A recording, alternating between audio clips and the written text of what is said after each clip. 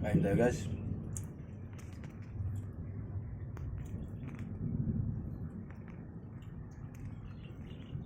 Guys, oh. Dito kasi ako sa Batangas ngayon guys eh.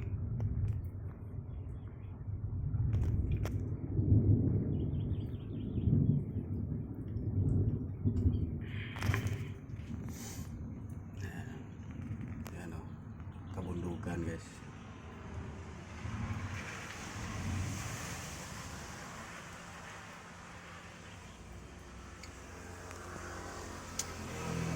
Dito ako sa Pico.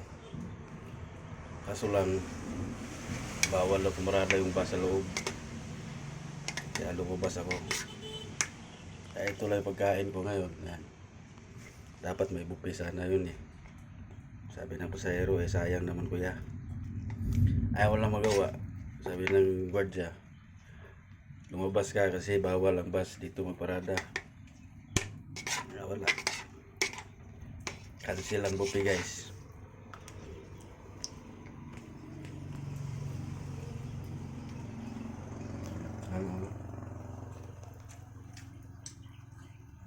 Sabi yung bundok ko ba? Bundok.